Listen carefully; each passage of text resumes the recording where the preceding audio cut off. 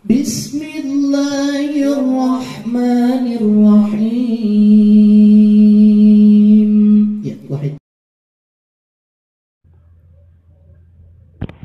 Dikisahkan Nabi Daud alaihissalam mempunyai sifat yang cemburu yang kuat.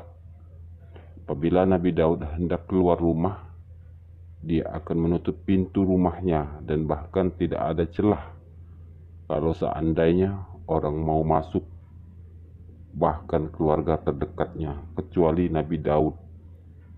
Setelah pulang dari bepergian, baru pintu tersebut boleh dibuka. Rumah Nabi Daud sangat besar. Terdapat beberapa kamar dan ruang tamu. Tiba-tiba ada seorang lelaki yang berada di ruang tamu tersebut.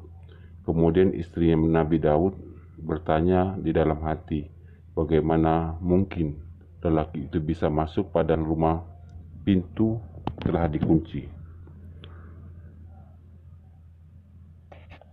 Daud pasti akan marah jika melihatnya.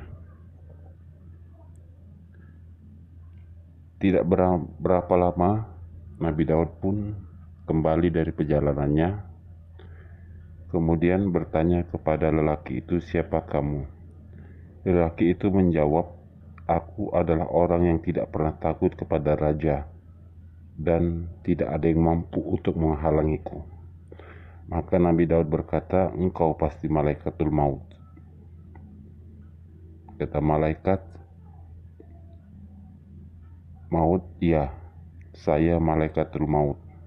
Kemudian Nabi Daud pun menyapanya dengan ucapan selamat datang.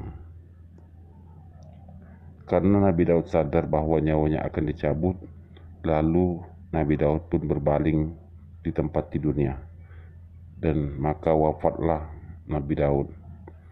Ketika Nabi Daud meninggal, matahari pun sangat terik. Kemudian anak Nabi Daud adalah Nabi Sulaiman yang diberi mukjizat, dapat berbicara dengan hewan. Maka Nabi Sulaiman pun memerintahkan kepada burung-burung, "Wahai burung-burung," yang saat itu banyak sekali burung-burung. Kata Nabi Sulaiman, "Naungilah ayahku, Nabi Daud." Lalu burung-burung pun menaungi sehingga bumi pun menjadi gelap.